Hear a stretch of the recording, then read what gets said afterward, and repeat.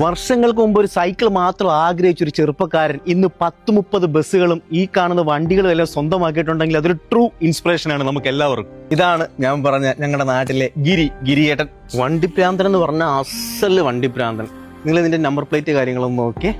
9ന്റെ കളിയാണ് മൊത്തം എടുത്തേക്കുന്ന മിക്ക ബസ്സും, അതും 9. പണ്ടൊരു സൈക്കിൾ വേണമെന്ന് ആഗ്രഹിച്ചിട്ടുണ്ടായിരുന്ന വ്യക്തിയാണ് ഞാൻ. ആ സൈക്കിൾ വേണമെന്നുള്ള ആഗ്രഹം അത് നമ്മളെ ഇങ്ങനെ മനസ്സിൽ ഇട്ട് വണ്ടികളോടുള്ള ഇഷ്ടം കൂടി 10ാം ക്ലാസ് കഴിഞ്ഞപ്പോൾ തന്നെ ഞാൻ അമ്മയോട് പറഞ്ഞു, ഇനി ഞാൻ പഠിക്കാൻ പോകുന്നില്ല, വണ്ടിയും പരിപാടിയും കാര്യങ്ങളായിട്ട് പോവാണ് എന്നും പറഞ്ഞിറങ്ങി. അന്ന് മുതലുള്ള കഷ്ടപ്പാട്.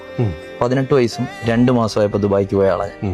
അന്ന് മുതൽ കഷ്ടപ്പെടണം, എവിടെയെങ്കിലും എത്തണം, നേടണം, ഒരുപാട് ആഗ്രഹങ്ങളുണ്ട്. കുറെ വണ്ടികൾ എടുക്കണം, കുറെ വണ്ടികൾ സമ്പാദിക്കണം എന്നൊക്കെയുള്ള ഒരുപാട് ആഗ്രഹമുണ്ട്. പിന്നെ എന്തൊരു കാര്യത്തിലേക്ക് വരുമ്പോഴും നേരും നെറിയും നമ്മൾ അധ്വാനിക്കാൻ നമുക്കൊരു മനസ്സും നല്ലൊരു മനസ്സും 10 പേരെ സഹായിക്കാനുള്ളൊരു പരിപാടിയും കൂടെ ഉണ്ടായാൽ തന്നെ ഉറപ്പായിട്ടും നമ്മൾ എവിടെയെങ്കിലും സക്സസ് ആവും. തീർച്ചയായിട്ടും ലൈഫ് സക്സസ് ആവും. ഉറപ്പ്. അതിനകത്ത് ഒരു സംശയവും വേണ്ട. നമുക്ക് എത്ര ബസ്സുണ്ട്? 27 ബസ്സുണ്ട്. 27 ടോട്ടലി 27 ബസ്.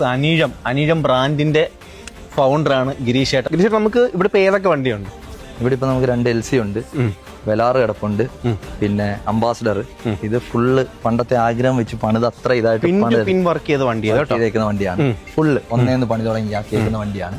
പിന്നെ മെർസിഡീസ് ഉണ്ട്, പിന്നെ താർ എല്ലാവരുടെയും ഒരു വികാരം. ശരിക്കും വർക്ക് ചെയ്ത വണ്ടിയാണ്. നല്ല അത്യാവശ്യം നല്ല ഹെവി വർക്ക് ചെയ്തു. പിന്നെ ഫോർച്യൂണർ, ഇന്നോവ. നമുക്ക് ദുബായിൽ ഏതൊക്കെ വണ്ടിയാണ്? ദുബായിൽ നമ്മുടെ G-Wagon ഉണ്ട്, റോൾസ് റോയ്സ് ഉണ്ട്, റേഞ്ച് റോവർ ഉണ്ട്. ഇല്ലാത്തായിട്ടൊന്നുമില്ല, എല്ലാ സാധനവും ഗിരീഷ് ചേട്ടന്റെ കയ്യിലുണ്ട്. എനിക്കൊരു 10-20 വയസ്സുള്ള കുട്ടികളോട് പറയാനുള്ള ഒരൊറ്റ കാര്യവും, ജീവിതത്തിൽ ചെറിയ പ്രായമാണ്, ഇപ്പോഴേ ഹാർഡ് വർക്ക് ചെയ്തോളൂ. പണം ഉണ്ടാക്കാനുള്ള കാര്യങ്ങൾ, പണം ഉണ്ടെങ്കിൽ ബന്ധങ്ങൾ, എല്ലാ കാര്യങ്ങളും നമ്മളെ തേടി ഇങ്ങോട്ട് വന്നു. അത് നമ്മൾ പ്രത്യേകിച്ച് ഒന്നിനും പിന്നാലെ പോകേണ്ട ആവശ്യമില്ല. പറഞ്ഞ് മനസ്സിലായി കാണുമല്ലോ, എല്ലാം നമ്മളെ തേടി ഓട്ടോമാറ്റിക്കലി നമ്മളിലേക്ക് വന്നു. അത്രേ ഉള്ളൂ ഒരു ഇൻസ്പിറേഷൻ. അത് തീർച്ചയായിട്ടും അതാണ്.